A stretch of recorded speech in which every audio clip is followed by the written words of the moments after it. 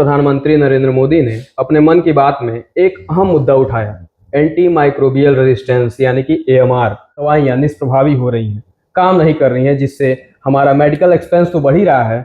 इस चर्चा में प्रधानमंत्री नरेंद्र मोदी ने आईसीएमआर की एक रिपोर्ट का जिक्र करते हुए यह बातें कही। एएमआर वर्ड को, एंटी माइक्रोबियल रेजिस्टेंस वर्ड को मन की बात में हाईलाइट करना जा रहा है कि एक तरीके से एक साइलेंट एपिडेमिक बन चुका है। हमारे माननीय प्रधानमंत्री जी ने बहुत बड़ा मुद्दा उठाया है। मुद्दा आज नहीं, बहुत पहले उठना चाहिए था। लाइन एंटीबायोटिक्स हमारी थी जो सस्ती पड़ती दवाइयां, उसका रेसिस्टेंस जनरल पब्लिक में हो गया है। बॉडी वेट के हिसाब से एक डोज होती है और एक ड्यूरेशन होता है।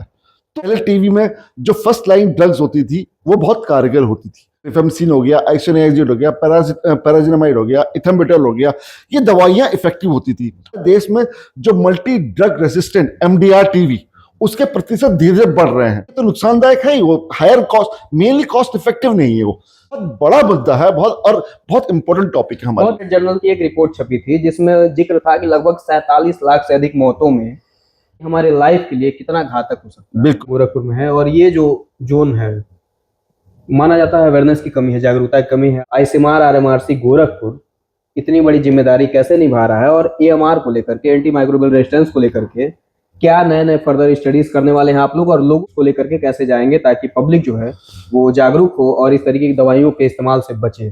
खासकर डॉक्टरों के बीच में और जागरूकता फैलानी बहुत ज्यादा जरूरी है, क्योंकि डॉक्टर साहब लोग, रिसर्च साइंटिस्ट लोगों की बातें ज्यादा मानेंगे। हमें जागरूकता फैलानी है मरीजों को।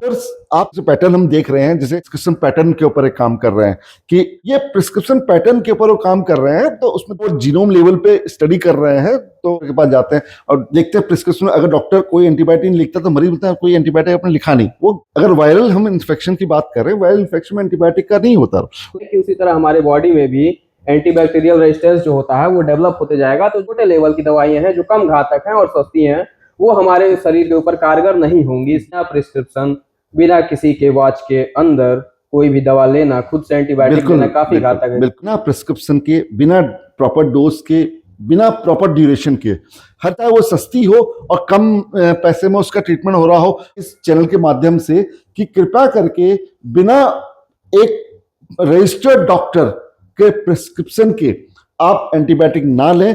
उतनी डोज में डॉक्टर ने कहा है उतनी डोज में लें, उतने ड्यूरेशन के लिए कहा है उतने ड्यूरेशन में लें। हम ये एक सिंपली ये स्टेप चले तो हम एंटीबायोटिक रेसिस्टेंस को बहुत हद तक कम कर सकते हैं। साइलेंट एपिडेमिक बन चुका है, बिल्कुल बन चुका है। ये आंकड़े दिखा रहे हैं 47 लाख लोगों की मौत में डायरेक्टली या इनडायरेक्टली एंटीबायोटिक का टाइम है। और अभी हम चेतना बहुत जरूरी है और जनरल पब्लिक को ये जानना बहुत जरूरी है कि एंटीबायोटिक लें और तो कितना लें, कितने दिनों तक लें, और प्रॉपर जितने तक प्रिस्क्राइब किया थी कृपया करके उतने दिन तक जरूर लें। प्रधानमंत्री मोदी के आने के बाद से या इस सरकार के आने के बाद से, जहां तक मैं आकलन कर पा रहा हूँ, रिसर्च एंड डेवलपमेंट और R&D वगैरह पे ज्यादा फोकस किया जा रहा है। चाहे वो बजट से लेकर के हो, चाहे नए नए प्रोजेक्ट्स लाना। आप माना जाता था कि इंडिया में रिसर्च पे काम नहीं होता या कम होता है। बिल्कुल सही। आप हमारे माननीय प्रधानमंत्री जी ने रिसर्च में बहुत ध्यान दिया है। चाहे हमारे देश की सुरक्षा का रिसर्च हो, चाहे DRDO से रिलेटेड रिसर्च हो, चाहे हमको स्पेस से रिलेटेड रिसर्च हो, चाहे मेडिकल से रिलेटेड रिसर्च हो। माननीय प्रधानमंत्री जी का जो मेडिकल रिसर्च में भी इतना ध्यान दे रहे हैं वो, क्योंकि ये बहुत आने वाले समय में हमारा देश एक बहुत अच्छी रिसर्च कैपेबिलिटी में होगा। अक्सर देखा जाता है रिसर्च सेंटर्स वगैरह में जो हम स्टडी कर रहे हैं, जो पैसा या फंड हमें मिल रहा है पब्लिक का पैसा है वो, और पब्लिक की जेब से कहीं ना कहीं डायरेक्टली या इनडायरेक्टली आया हुआ है। तो पॉलिसी चेंजिंग प्लान में आ जाएगी कि फाइंडिंग के बेसिस पे पॉलिसीज बनती हैं और पॉलिसी बेसिस पे उसका इफेक्टिवनेस आता है और जनरली ऊपर से घूम के नीचे ग्रास रूट लेवल पे पहुंचती है। इस साइक्लिंग का ट्रीटमेंट उसमें ऐड करने की वजह से मोर्टेलिटी में, मृत्यु दर में काफी गिरावट आ गई। बहुत बड़ा मुद्दा था इस क्षेत्र के लिए। वही बात हो गई कि हमें लक्ष्य पता ही नहीं, हम तीर चलाए जा रहे हैं, दवा लिखे जा रहे हैं। बस मैं कह रहा हूं रिसर्च का इफेक्टिवनेस ये होती है। अब रिसर्च नहीं किया है तो रिसर्च जो होती है वो जब एरिया में होती है उसके फाइंडिंग्स को रिलेट किए जाते हैं, फिर पॉलिसी मेकिंग, प्लानिंग लेकिन लेवल पे जाती है और कम्युनिकेबल डिजीज पे भी रिसर्च रखी है, मैटरनल चाइल्ड हेल्थ के ऊपर भी रिसर्च रखी है, हमने टेक्नोलॉजी डेवलपमेंट के ऊपर भी रिसर्च रखी है। 2019 में रीजनल रिसर्च सेंटर बन गया है। अब विजन है तो आगे इसको और आगे बढ़ाएंगे। अब हम अपना हॉरिजन बढ़ा रहे हैं। पहले ही ट्यूबरकुलोसिस के ऊपर काम करना शुरू किया, हमने मलेरिया के ऊपर काम करना शुरू किया, कैंसर के ऊपर काम करना शुरू, हमने मैटरनल चाइल्ड हेल्थ के ऊपर काम करना शुरू कर रहे हैं। हम डिजीज प्रोफाइल को देख रहे हैं। आईसीएमआर और आरएमआरसी काफी हद तक बहुत बेहतर कार्य कर रहा है रिसर्च क्षेत्र की जनता के लिए, प्लस बाकी देश की बाकी जनता के लिए। यहाँ के रिसर्च आगे फर्दर कोट होते हैं, जिनसे पॉलिसी मेकिंग में भी काफी हद तक योगदान मिलता है। आपकी जर्नी कैसी रही और आरएमआरसी का डायरेक्टर बनने तक? मैं 2019 में एम्स ज्वाइन किया as a professor head. AIIMS Gorakhpur में भी हमने जब हमने ज्वाइन किया था और हमने वहां पर human demographic surveillance system start किया है, जो भी एक डाटा एक डेमोग्राफिक पैटर्न वाइज एक डाटाबेस सर्विलेंस पूरा डाटा। कई इंपॉर्टेंट यूनिवर्सिटी से एमओयू भी किए हमने।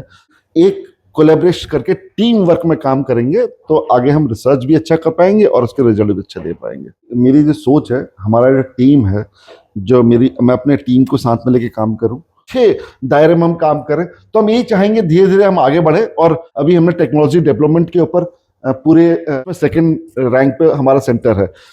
रूप में शुरू हुआ सेंटर आज एक मूर्त रूप ले चुका है, पूरा आकार ले चुका है। और दिनों प्रधानमंत्री नरेंद्र मोदी ने अपने मन की बात में एक अहम मुद्दा उठाया, एंटी माइक्रोबियल रेजिस्टेंस यानी कि एएमआर। उन्होंने बताया कि निमोनिया और यूटीआई जैसी बीमारियों में हमारे लिए एंटी माइक्रोबियल रेजिस्टेंस काफ़ी बढ़ता जा रहा है और दवाइयाँ निष्प्रभावी हो रही हैं, काम नहीं कर रही हैं, जिससे हमारा मेडिकल एक्सपेंस तो बढ़ ही रहा है, हमारे जीवन के खतरे को भी काफ़ी हद तक बढ़ा दे रहा है। तरह तरह की बीमारियां और उनका समय पे ट्रीटमेंट अगर मिल भी जाए और दवाइयां कारगर ना हो तो हमारा मेडिकल एक्सपेंस भी बढ़ता है। चर्चा में प्रधानमंत्री नरेंद्र मोदी ने आईसीएमआर की एक रिपोर्ट का जिक्र करते हुए यह बातें कही। बारे में बात करने के लिए हमारे साथ आज मौजूद हैं आईसीएमआर आरएमआरसी गोरखपुर के director doctor HS. Joshi sir. Sir बहुत बहुत स्वागत है आपका। धन्यवाद धन्यवाद। प्रधानमंत्री द्वारा एएमआर वर्ड को, एंटी माइक्रोबियल रेजिस्टेंस वर्ड को मन की बात में हाईलाइट करना, इसका जिक्र करना, थोड़ा सा प्रकाश डालिए कि इतना बड़ा मुद्दा ये कैसे बन गया और किस तरीके से हमारे लिए, क्योंकि कहा जा रहा है कि ये एक तरीके से ये एक साइलेंट एपिडेमिक बन चुका है। मैं ये कहूंगा कि हमारे माननीय प्रधानमंत्री जी ने बहुत बड़ा मुद्दा उठाया है। ये मुद्दा आज नहीं, बहुत पहले उठना चाहिए था। धीरे हर बीमारी में एंटीबायोटिक चलती हैं, ठीक है, और हर एंटीबायोटिक का रेजिस्टेंस आज जो कॉमन, जो फर्स्ट लाइन एंटीबायोटिक्स हमारी थी, जो सस्ती पड़ती दवाइयाँ, उसका रेजिस्टेंस जनरल पब्लिक में हो गया है। उसके कारण कई कारण है उसके। एक तो प्रॉपर डोज में एंटीबायोटिक न चाड़ना, प्रॉपर ड्यूरेशन के लिए एंटीबायोटिक नहीं चाड़ना, क्योंकि हर एंटीबायोटिक का पर केजी बॉडी वेट के हिसाब से, जितना आदमी का शरीर का वजन होता है उसके हिसाब से उसकी एक डोज होती है। बॉडी वेट के हिसाब से एक डोज होती है और एक ड्यूरेशन होता है। तो वो प्रॉपर ना हो, प्रॉपर ड्यूरेशन, प्रॉपर डोज में एंटीबायोटिक ना चले तो उस पर्टिकुलर एजेंट के लिए उसका रेसिस्टेंस डेवलप हो जाता है। और जो फिर जब अगली बार उस बंदे को वो बीमारी होती है तो उसको उससे हायर लेवल की एंटीबायोटिक चलानी पड़ती है, जो ज्यादा कॉस्टली है। अब एक पर्टिकुलर एक छोटे, जैसे हमारे देश में टीवी बहुत कॉमन बीमारी है ना, तो आज हम कहें, जिसे पहले टीवी में जो फर्स्ट लाइन ड्रग्स होती थी वो बहुत कारगर होती थी, जैसे रिफेम्सिन हो गया, आइसोनियाजिड हो गया, पैराजिनामाइड हो गया, इथेम्बुटोल हो गया, ये दवाइयां इफेक्टिव होती थी। और आज वो दवाइयां इतनी इफेक्टिव नहीं है और वो टीवी को ठीक नहीं कर पा रही है, जिसके कारण हमारे देश में जो multi drug resistant MDR TV, उसके प्रतिशत धीरे धीरे बढ़ रहे हैं। और एमडीआर टीवी सिर्फ एक हायर लेवल की एंटीबायोटिक चलाने का नहीं है। एमडीआर टीवी में क्या होता है, जो ट्रीटमेंट कॉस्ट भी बढ़ जाता है। पहले जो फर्स्ट लाइन ड्रग की कॉस्ट होती है वो काफी कम होती है, और सेकेंड लाइन ड्रग जैसे आप जाए वो ज्यादा कॉस्टली होती है। ऐसी छोटी छोटी बीमारियां, आप यूटीआई ले लीजिए, आप निमोनिया ले लीजिए, आप यूआरटीआई ले लीजिए, जो भी पहले जो फर्स्ट लाइन ड्रग थी, पहले नॉर्मली एजिथ्रोमाइसिन चला के, अमोक्सिसिलिन चला के आदमी ठीक हो जाता था। एमोक्सिसिलिन की गोली जो 5 दिन का ट्रीटमेंट होता है वो मैक्सिमम 200-250 रुपए का पड़ता है, लेकिन अब आज उसमें हायर लेवल की एंटीबायोटिक चलानी पड़ रही है, जो कॉस्टली होती है। कॉस्टली भी होती होगी और हेल्थ के लिए भी नुकसानदायक। हेल्थ के लिए तो नुकसानदायक है ही, वो higher cost, mainly cost effective नहीं है वो। जो जो कॉस्ट उसकी ट्रीटमेंट की कॉस्ट बढ़ जा रही है, आम जनता को ट्रीटमेंट का बर्डन झेलना पड़ रहा है। माननीय प्रधानमंत्री ने बहुत बड़ा मुद्दा उठाया है, बहुत इंपॉर्टेंट मुद्दा उठाया है, क्योंकि इस मुद्दे से वो एक जनता में जो जागरूकता भेजना चाह रहे हैं, वो बहुत बड़ा मुद्दा है, बहुत इंपॉर्टेंट टॉपिक है हमारे बहुत बड़ी बात है। इतने बड़े मुद्दे को मन की बात में शेयर करना, लोगों के बीच में लाना बहुत एक बड़ा इनिशिएटिव है। हाँ जी, हाँ। और अभी मैं देख रहा था, लैंसेट जर्नल की एक रिपोर्ट छपी थी जिसमें जिक्र था कि लगभग 47 लाख से अधिक मौतों में एंटी माइक्रोबियल रेजिस्टेंस का योगदान है। लोगों को जागरूकता ही नहीं और पता ही नहीं कि हमारे लाइफ के लिए कितना घातक हो सकता है। बिल्कुल। देखिए क्या होता है ना, जैसे आप दो टाइप के एंटीबायोटिक होती हैं। एक तो जो नॉर्मल ओपीडी में चलाई जाती हैं, आदमी आया, पर्चा में लिखे दवाई, वो घर जाके खा लिया। दूसरी एंटीबायोटिक्स वहां असर करती हैं, जो इंजेक्टेबल एंटीबायोटिक्स होती हैं, जो सीरियस मरीजों में, जो आईसीयू में भर्ती होता है, जहां भर्ती है वहां चलती है। अब अगर हमने एंटीबायोटिक सेंसिटिव के बिना दवाई चलाई, कि अदरवाइज पहले टेस्ट कराएं कौन सी एंटीबायोटिक सेंसिटिव है। कई एंटीबायोटिक सेंसिटिव नहीं होती, एजेंट है उसके लिए वो सेंसिटिव नहीं होता, मतलब वो एंटीबायोटिक उस एजेंट को मार नहीं सकती है, तो वो टाइम टेकिंग हो जाता है और कई बार महंगी एंटीबायोटिक बंदा अफोर्ड नहीं कर पाता है आईसीयू में। तो उसके कारण जो आप बता रहे हैं डेथ्स मेनली, क्योंकि जो बेसिक एंटीबायोटिक्स हैं, जो इंपॉर्टेंट एंटीबायोटिक, जो इजीली अवेलेबल एंटीबायोटिक्स हैं, उसके कारण रेजिस्टेंस डेवलप हो रहा है, तो वो इफेक्टिवनेस कम हो जाती है, उसके कारण डेथ्स बढ़ रही है। आईसीएमआर आरएमआरसी यहाँ गोरखपुर में है, और ये जो जोन है, माना जाता है अवेयरनेस की कमी है, जागरूकता की कमी है। आपके वहाँ इस जोन में गोरखपुर मुख्यालय मान लीजिए आप, महाराजगंज, कुशीनगर, देवरिया, गोपालगंज, इवन बिहार, छपरा, सिवान तक के लोग यहाँ आते हैं दवाइयों के लिए और हर तरीके की चीजों के लिए। इधर आपका बस्ती और खैलाबाद तक से लोग आते हैं। आईसीएमआर आरएमआरसी गोरखपुर इतनी बड़ी जिम्मेदारी कैसे निभा रहा है, और एएमआर को लेकर के, एंटी माइक्रोबियल रेजिस्टेंस को लेकर के क्या नए नए फर्दर स्टडीज करने वाले हैं आप लोग, और लोगों तक इसको लेकर के कैसे जाएंगे ताकि पब्लिक जो है वो जागरूक हो और इस तरीके की दवाइयों के इस्तेमाल से बचे।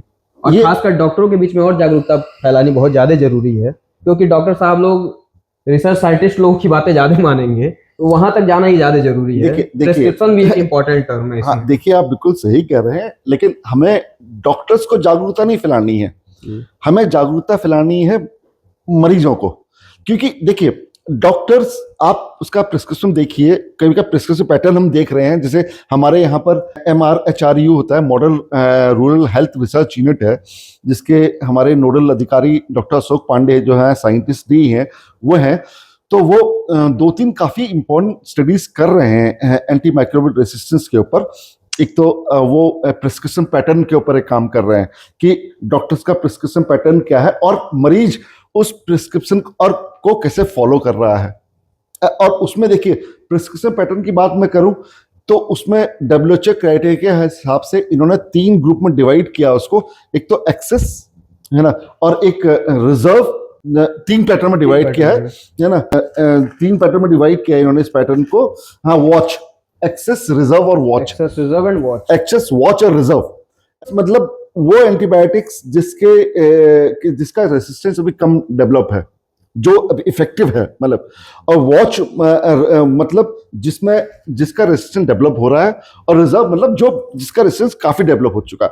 तो डॉक्टर अशोक पांडे एक बड़ी अच्छी स्टडीज में काम कर रहे हैं इसमें, और वो देख रहे हैं। और उसमें उन्होंने क्या देखा कि एजिथ्रोमाइसिन, जो एक बहुत इंपॉर्टेंट ड्रग है हमारी, उसके लिए काफी हद तक रेजिस्टेंस डेवलप हो गया, मतलब मोर देन 60% रेजिस्टेंस डेवलप हो गया। डॉक्सीसाइक्लिन, जो एक स्क्रब टाइफस जैसी, जो यहाँ पर JEAS, जो यहाँ पर जपनी इंसेफेलाइटिस के कारण जो एक्यूट इंसेफेलाइटिस सिंड्रोम हो जाता था, उसमें एक बहुत इफेक्टिव दवाई है डॉक्सीसाइक्लिन। उसको अगर मरीज को बुखार आए और टॉक्सिन चल जाए तो उसको EAS में कन्वर्ट होने के चांसेस कम हो जाते हैं।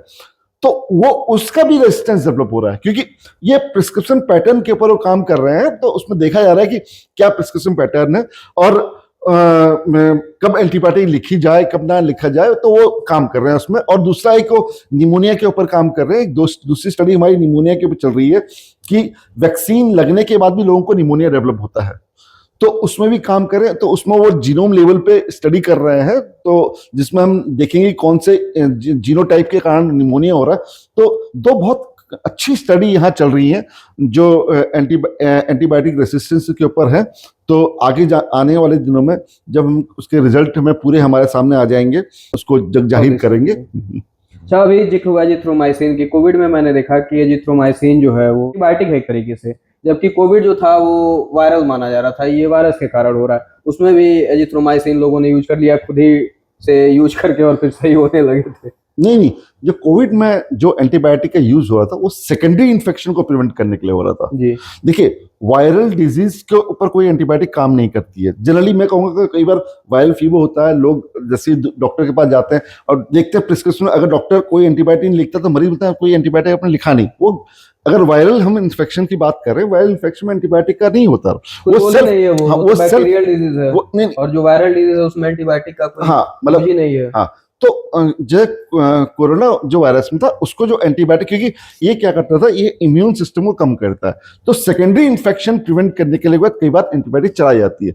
वो वायरस के लिए नहीं होती है, सेकेंडरी इन्फेक्शन प्रिवेंट करने के लिए। लेकिन लोगों ने अपने मन से एजिथ्रोमाइसिन लेना शुरू कर दिया। तो वो तब उस कंडीशन में जब वो उनको चलाई जाती जिनका इम्यून सिस्टम कमजोर है।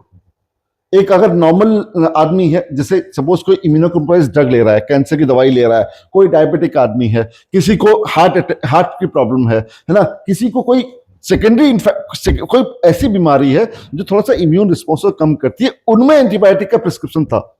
नॉर्मली कई लोगों ने कहा कि ठीक है उसको लिया जाए, कभी विदाउट प्रिस्क्रिप्शन दवाई ले ली तो थोड़ा सा इफेक्ट तो ये बढ़ता ही है। होलसम बात यह है कुल मिला जुला करके, जैसे कॉमन मैन या लेमैन जो हमारे वहां समझ पाएंगे कि जैसे पहले हम लोग जिक्र करते थे कि एक आता था, ऑल आउट आता था, कॉइल आती थी, ठीक, कॉइल जलाते थे तो मच्छर मर जाते थे, खत्म हो जाते थे। फिर उसके बाद ऑल आउट आया, फास्ट कार्ड आया, अपग्रेड हो गया। कहने का मतलब ये है कि उसी तरह हमारे बॉडी में भी एंटीबैक्टीरियल रेजिस्टेंस जो होता है वो डेवलप होते जाएगा। तो जो छोटे लेवल की दवाइयां हैं जो कम घातक हैं और सस्ती हैं, वो हमारे शरीर के ऊपर कारगर नहीं होंगी। इसलिए बिना प्रिस्क्रिप्शन, बिना किसी के वॉच के अंदर कोई भी दवा लेना, खुद से एंटीबायोटिक लेना काफी घातक है। बिल्कुल मैं एग्जांपल दे पा रहा हूँ थोड़ा सा रिलेट। बिल्कुल आप सही कर रहे हैं। जैसे अगर सपोज बिना प्रिस्क्रिप्शन के, बिना प्रॉपर डोज के, बिना प्रॉपर ड्यूरेशन के, हर चीज प्रिस्क्रिप्शन हो, उसमें डोज एडिक्वेट डोज हो, एडिक्वेट ड्यूरेशन के लिए काम करे, बिना इसके अगर हम एंटीबायोटिक लेते हैं तो हम उस पर्टिकुलर कीटाणु को उसके लिए रेसिस्टेंट पैदा करते हैं, ताकि इन फ्यूचर अगर वो कीटाणु वापस इन्फेक्ट करता है तो वो एंटीबायोटिक हमारे शरीर में काम नहीं करेगी। और हो सकता है वो सस्ती हो और कम पैसे में उसका ट्रीटमेंट हो रहा हो, और हो सकता है अगर वो इफेक्टिव ना हो तो हो सकता है ज्यादा एक्सपेंसिव ट्रीटमेंट हो। तो ये हमें बहुत जरूरी है कि मैं जनता से हाथ जोड़ के विनती करता हूं इस चैनल के माध्यम से कि कृपया करके बिना एक रजिस्टर्ड डॉक्टर के प्रिस्क्रिप्शन के आप एंटीबायोटिक ना लें, और जितनी डोज में डॉक्टर ने कहा है उतनी डोज में लें, और जितने ड्यूरेशन के लिए कहा है उतने ड्यूरेशन में लें। अगर हम ये एक सिंपली ये स्टेप चले तो हम एंटीबायोटिक रेसिस्टेंस को बहुत हद तक कम कर सकते हैं, और जो हमारे अदरवाइज ये कल हमारे देश के लिए बहुत बड़ी एपिडेमिक है, ये मतलब बहुत बड़ी महामारी होगी एंटीबायोटिक रेसिस्टेंट। जैसे मैं कह रहा था कि एक साइलेंट एपिडेमिक बन चुका है, बिल्कुल बन चुका है। जो आंकड़े दिखा रहे हैं 47 लाख लोगों की मौत में डायरेक्टली या इनडायरेक्टली एंटीबायोटिक का जो योगदान, लैंसेट जर्नल में एक रिपोर्ट पब्लिश हुई थी। तो ये एक साइलेंट एपिडेमिक हमारे लिए बन चुका है। बिल्कुल। और अगर अब नहीं चेता गया तो बहुत बड़ा, ये बहुत हाई टाइम है, और अभी हम चेतना बहुत जरूरी है, और जनरल पब्लिक को ये जानना बहुत जरूरी है कि एंटीबायोटिक लें, और तो कितना लें, कितने दिनों तक लें, और प्रॉपर जितने तक प्रिस्क्राइब की जाती है कृपया करके उतने दिन तक जरूर लें। अच्छा, ये तो बात हो गई एएमआर की। फरवरी 2025 में आईसीएमआर आरएमआरसी का अपने कार्यभार संभाला। पिछला गवर्नमेंट भी आपने देखा होगा, आप लोग रिसर्च सेंटर वगैरह से जुड़े हुए हैं, रिसर्च स्टडीज और इंस्टीट्यूशन से आप लोग का लंबा नाता रहा है। इस प्रधानमंत्री मोदी के आने के बाद से या इस सरकार के आने के बाद से, जहां तक मैं आकलन कर पा रहा हूँ, रिसर्च एंड डेवलपमेंट और R&D वगैरह पे ज्यादा फोकस किया जा रहा है, चाहे वो बजट से लेकर के हो, चाहे नए नए प्रोजेक्ट्स लाना। आपको कुछ अंतर दिख रहा है पहले से, कुछ बेहतर होता हुआ दिख रहा है? क्योंकि नहीं, माना जाता था कि इंडिया में रिसर्च पे काम नहीं होता या कम होता। बिल्कुल सही कह रहे हैं आप। हमारे माननीय प्रधानमंत्री जी ने रिसर्च में बहुत ध्यान दिया है, चाहे वो हमारे देश की सुरक्षा का रिसर्च हो, चाहे डीआरडीओ से रिलेटेड रिसर्च हो, चाहे हमको स्पेस से रिलेटेड रिसर्च हो, चाहे मेडिकल से रिलेटेड रिसर्च हो, तो बहुत ध्यान दे रहे हैं रिसर्च में। और यही कारण है कि आईसीएमआर का बजट धीरे धीरे बढ़ रहा है। जो पहले 1,000 करोड़ का मतलब कुछ बहुत कम होता था, अब वो तिगुना चौगुना बजट हो गया उसका। मतलब अगर पहले अगर 1 रुपये था, तो 5 रुपये बजट से ऊपर बजट है। तो मतलब बहुत बढ़ा रहे हैं बजट को, इस रिसर्च को देख रहे हैं। और मैं तो ये बहुत बड़ा आभारी हूं हमारे माननीय प्रधानमंत्री जी का, जो मेडिकल रिसर्च में भी इतना ध्यान दे रहे हैं वो, क्योंकि ये बहुत इंपॉर्टेंट मुद्दा है। पहले हमारे साइंटिस्ट जो थे विदेशों में काम करते थे, विदेशों में रिसर्च करते थे, नाम विदेशों का होता था। अब वो चाह रहे हैं कि हमारे देश में साइंटिस्ट रिसर्च करें और हमारे देश में काम करें और हमारे देश का नाम आगे बढ़े।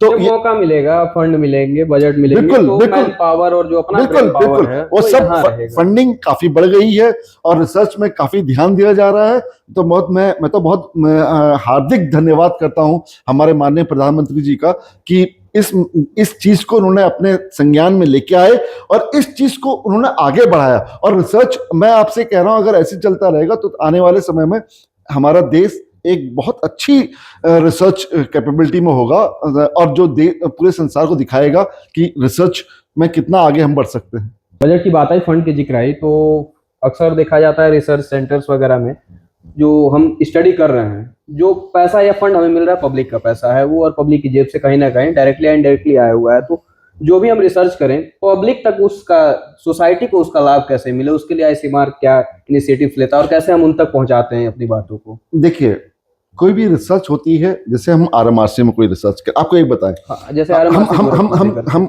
आरएमआरसी में रिसर्च करेंगे, हम इसकी फाइंडिंग को पब्लिश करेंगे, है ना, और पब्लिश करेंगे फाइंडिंग, तो जो अब ये पॉलिसी चेंजिंग प्लान में आ जाएगी।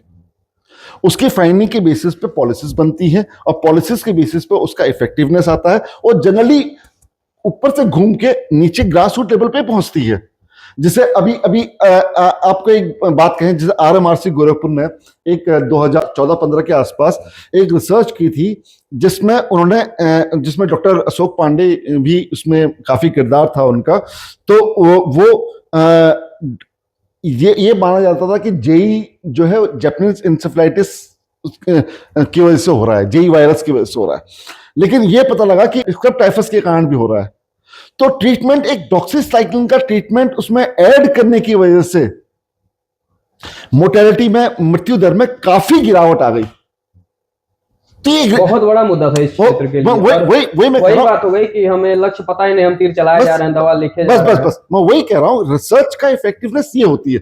अब वो उस सिंपली एक छोटी दवाई डॉक्सीसाइक्लिन ऐड करने से मरीजों में अगर मृत्यु दर में काफी गिरावट आ जा रही है, और दूसरा जो पहले जो वैक्सीन जो चलती थी SA-1442 जेई के लिए, उसकी जगह किल्ड वैक्सीन चलाई गई जो सस्ती है और इफेक्टिवनेस उसकी ज्यादा दिखाएगी। ये रिसर्च नहीं किया है।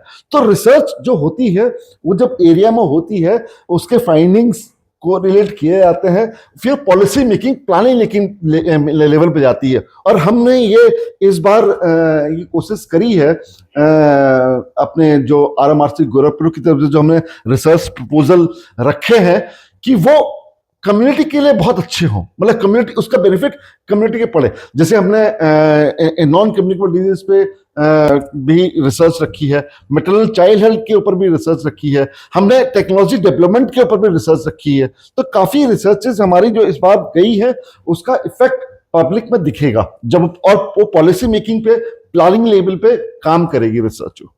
आईसीएमआर की बात हो गई, आईसीएमआर आरएमआरसी के बारे में हम लोग जान लिए। थोड़ा सा आईसीएमआर का इंट्रो, आरएमआरसी पब्लिक जानना चाहती है कि कब स्थापना हुई, कैसे लेकर के, और क्या क्या हमारे जो भी ऑब्जेक्टिव्स हैं या क्या क्या मोटिव्स हैं। देखिए, जो ये, जैसे कि आप जानते हैं कि ये जो एरिया था, पूर्वांचल एरिया था, हमारे जेईएस की वजह से काफी, मतलब इसमें काफी बहुत बड़ा मुद्दा था, काफी दिक्कतें थी, जिसके मृत्यु दर बच्चों में काफी, और समय जब खबरें आती थी काफी पीड़ादायक होती थी। बिल्कुल। तो ये एनआईवी पुणे के फील्ड यूनिट के बेसिस पे ये आरएमआरसी का स्थापना हुई 2008 में।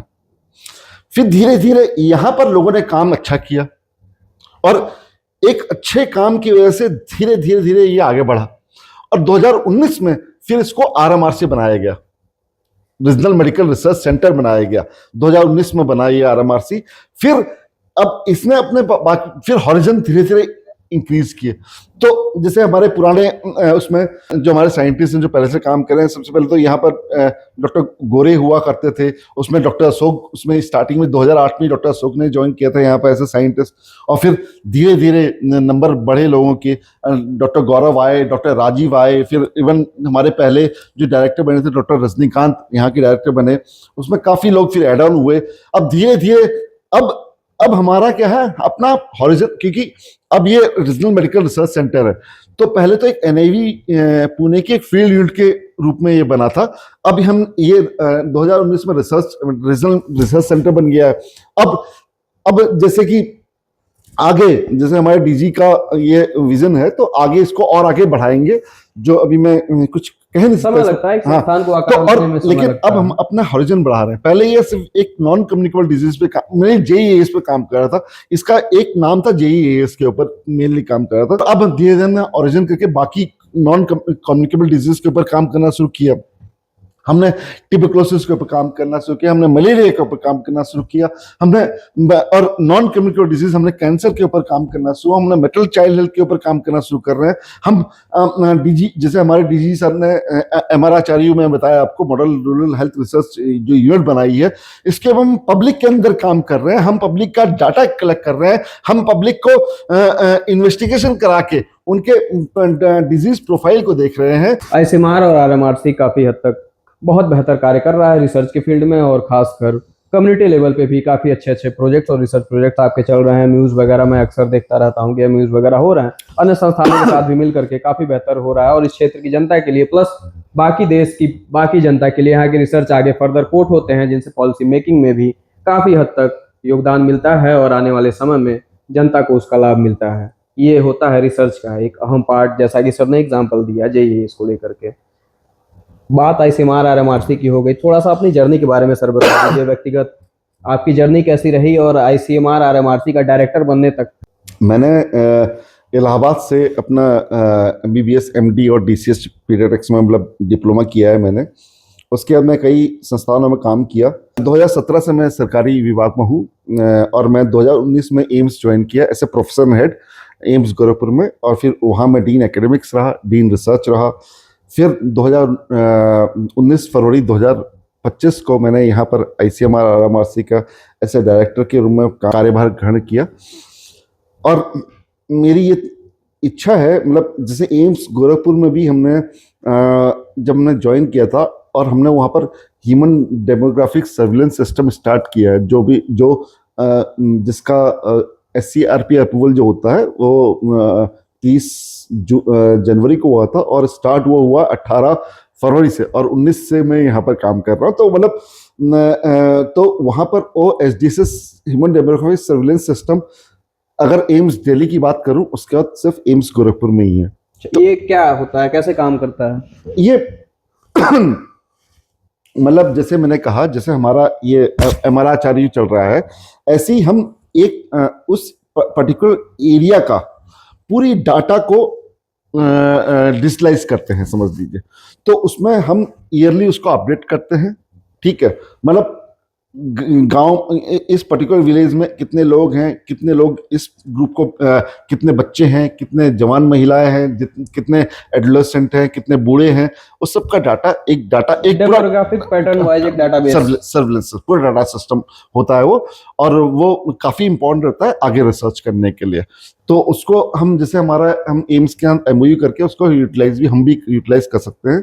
और जैसे हमने उससे कि सिर्फ आईसीएमआर का रिसर्च को आगे बढ़ाने के लिए, और हमारे जैसे हमने कई इम्पोर्टेंट यूनिवर्सिटी से MOU भी किए हमने, जो मदन मोहन मालवीय टेक्निकल यूनिवर्सिटी है उसके साथ MOU किया है हमने, दीनदयाल उपाध्याय के यूनिवर्सिटी किया है हमने, गोरखनाथ यूनिवर्सिटी के साथ MOU किया, हमारा एम्स के साथ MOU है, हमारा BRD के साथ MOU है। तो हम एक कोलैबोरेट करके टीम वर्क में काम करेंगे तो आगे हम रिसर्च भी अच्छा कर पाएंगे और उसके रिजल्ट भी अच्छा दे पाएंगे। फ्यूचर ऑब्जेक्टिव्स क्या रहेंगे आईसीएमआर आरएमआरसी गोरखपुर की, और डॉक्टर जोशी का आने वाला जो फ्यूचर प्लान है, या आगे चल के और क्या क्या इस क्षेत्र में बेहतर करना चाहते हैं ताकि यहाँ की जनता को, यहाँ के लोगों को उसका लाभ मिल सके?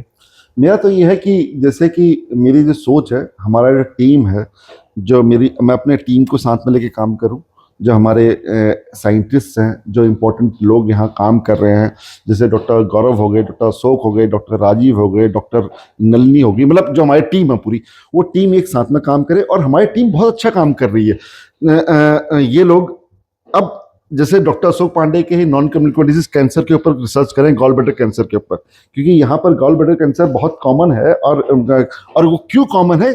गॉल स्टोन के कारण। तो वो एक काफी अच्छे टॉपिक पे डॉक्टर अशोक काम कर रहे हैं, ऐसे डॉक्टर गौरव अच्छे अच्छे टॉपिक्स पे काम कर रहे हैं, डॉक्टर राजीव अच्छे काम कर रहे हैं। तो मेरा ये विजन है कि जो RMRC गोरखपुर जब बना था, इसको एक JEE-AES के हिसाब से देखा गया था। मैं चाहता हूं कि अब हम अपना दायरा बढ़ा रहे हैं। जैसे हम अभी हमारा मैटरनल चाइल्ड हेल्थ के ऊपर काम चल रहा है, मतलब केलॉन्ग मत देखिए, वैक्सीन के ऊपर काम चल रहा है, और AMR के ऊपर काम चल रहा है, जो बहुत इंपॉर्टेंट टॉपिक है।